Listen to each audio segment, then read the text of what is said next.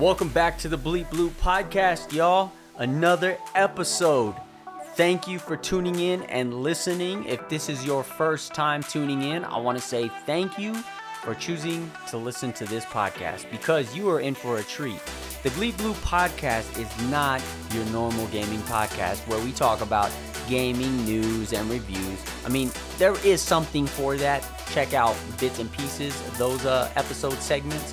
But the main podcast episodes are geared towards those water cooler conversations that gamers have. Those are those conversations that, you know, when you're with your gamer friends, you just talk about. Maybe it could be your favorite hack and slash games, or who's a better character, Ryu or Ken in Street Fighter, or which one is the greatest of all time, you know, Legend of Zelda or Super Mario Bros.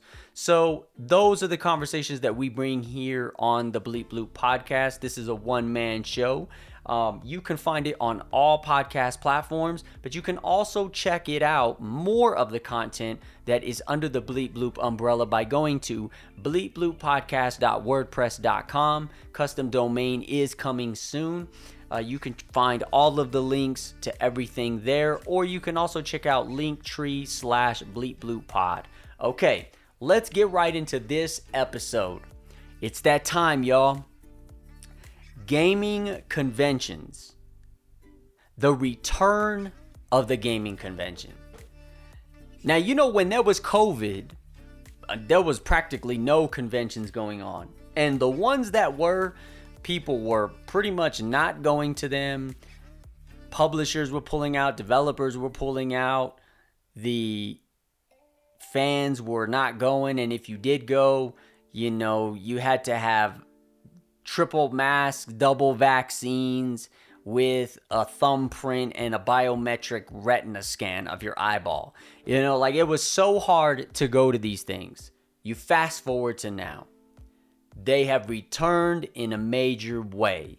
I mean, you have everything from, at the time of this recording, PAX EAST going on, to some of the bigger conventions going on, you know, GDC, Game Developers Convention, Dreamhack in San Diego, PAX West later in the year, E3, although the major publishers aren't planning on being there because they want to do their own thing. You also got stuff like Summer Game Fest, Games Done Quick, which is the massive speed running, more like event, not really a convention. But that's still a big event that takes place 2 times a year. And then, of course, for all of the streamers and content creators, you have TwitchCon, which I wouldn't classify as a gaming convention per se, because it's more about the creators networking, connecting, hearing about all of the features that Twitch has to offer. So aside from that, though, gaming conventions, I think, are such a great experience for gamers. And the reason I think that is because it's for multiple reasons. I mean, for one, as a casual gamer and as somebody that has kids, I want to take them to these conventions so they can check out the latest and greatest games, so they can get some cool swag. You know, they can buy merch from artists and designers and creators. And then on the creator side, the digital media producer side, I'm able to network with industry heavyweights, people that are in the industry, from everything from marketing to production to just executive level, or just people that I'm a fan of, you know, other podcasters. And so it's a great experience overall. Now, not all conventions are made the same, but I think the ones that, if I had to only pick one convention I would go to, it would be, which I missed PAX East, so it would definitely be PAX West. Why? Because, you know, Penny Arcade Expo, it's all about the games, and a lot of the gaming industry goes there. So if you wanted to meet somebody, like if I want to meet other people that are podcasters or that are YouTubers that's where they're going to go. Sure, there might be streamers there, but I'm not really there to, to connect with streamers. I'm there to connect with the people that are in the industry, that have the experience, that are also gamers such as myself. And that's just that side of it. The other side of it is I'm a huge fan of indie games, more specifically Metroidvanias. So I have the opportunity to experience seeing firsthand new games that aren't even out yet. You get to feel them out. You get to try them. You get to talk to the developers. And as a podcaster, that's a great way to potentially collaborate on a future episode, on an interview or something. But more importantly, as a gamer, I just get to experience that. So for me, gaming conventions are something that was definitely missed. Now, the ones I would definitely like to go to are, I'd love to go to Game Developers Conference, but it's such a heavy price tag to go there. And the way the podcast is set up, it's not really geared towards interviewing developers, publishers, industry people in that sense, at least not yet. And I feel like that's the type of conference that you go to really, like, maybe I'm an indie developer and I want to talk to some more developers. I want to attend workshops on how to improve my game style or my promotion of my game, my marketing of my game. Maybe I'm there to solicit, I'm there to pitch to a publisher that may be looking for an indie developer. So, that price tag, to me, it doesn't just warrant me just buying a ticket just to go. If I'm going to do that, I'm going to go to E3, Summer Game Fest, PAX. So let's switch gears a little, though, and talk about E3.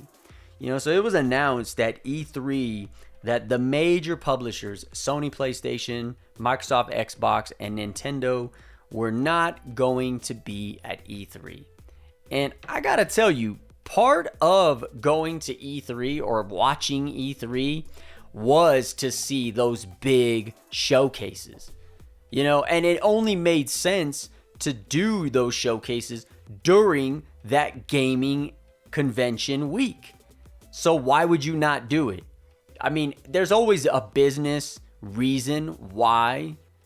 And to the casual fan, it could be looked at as, well, they're just greedy. They just want to do their own thing. They don't want to be a part of that. Or they don't want to share the same stage as somebody else. And industry leakers on either side of the fence is giving the what's what on this particular publisher's showcase, which now allows this other competitor to readjust things and reveal something that nobody was expecting, so they get the bigger spectacle. But at the end of the day, none of that to me matters. Because why? Because it always boils down to sales. You could have the greatest pitch in the world, Cyberpunk. When it came out, everybody was like, oh man, look, when they saw the trailer at E3, it was amazing. What? Cyberpunk, you serious? Keanu Reeves is out there, you're awesome. Then the game comes out like, wait, what? So I don't think that perspective or assumption, it has relevancy nowadays. I think, we live in a day and age where an episode of a show will come out and there'll already be 15 to 20 reviews about how good or most likely bad the episode was. So let's just take away any mystery around whether the fan is going to like this episode or what the episode is about, because the reviewer has already done that work for you. You don't need to see it. I already tell you. I've already formed the opinion. There you go.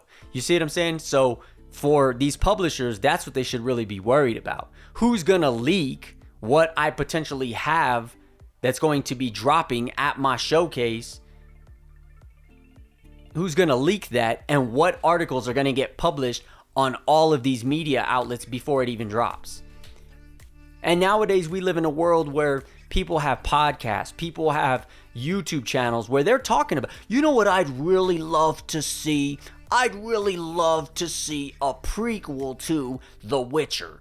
I'm telling you, that would just be awesome. Yeah, what are the chances of that? And this year revealed that E3 was the prequel to The Witcher. What? How did you know that? Like, so, you know, there's almost like this, and it's always hidden and veiled underneath a couple other things, like something really far-fetched, something that's plausible, and then right in the middle is that one that's what it's gonna be. That's the day and age we live in. Gone is the let me surprise you at the event. Gone is the day of all of these publishers are going to be there. So man, on Friday is PlayStation, on Saturday is Xbox, on Sunday is Nintendo, and I wonder what, man, it's going to be a fun-filled weekend. That validates that ticket. We don't live in that day and age no more. So to me, when you have things like, when I look at E3 and all these publishers pulling out, well, that just saves me money. That saves me money from going. I'm just going to watch YouTube. I'm going to watch whoever's posted it, streaming it, and check out all the trailers. Or just wait a couple hours and one of the, you pick your favorite channel is going to have all of the trailers already available for you to watch. Cut out all of the nonsense chitter chatter and go straight into the trailer.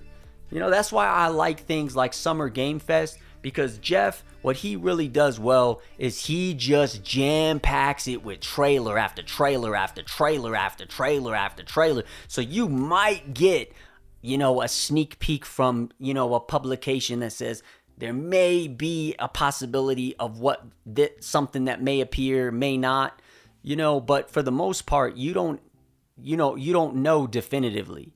What I've noticed a lot of times when you have like an Xbox showcase or you have a PlayStation showcase, they already going to tell you what's pretty much going to be on it before you even watch it. So when you watch it, you might have one surprise, but out of the rest of it, you already knew what to expect. So, but in that regard, like, you can save money, stay home and enjoy it. But for the convention experience, I'd always pick PAX over anything else. I definitely would still go to E3, and I definitely would go to a Summer Game Fest and be in the theater when they're doing the actual show, because, there's a lot of effort that goes into producing that show, and I want to be able to experience that. I want to be able to see the props and the lighting and the showcasing of all these new experiences that are going to come out for me as a gamer. So, there is still that part of me that would want to go enjoy it. But at the end of the day, we live in a day and age where they're making it so accessible, where I would venture to say in 10 years, where does this go?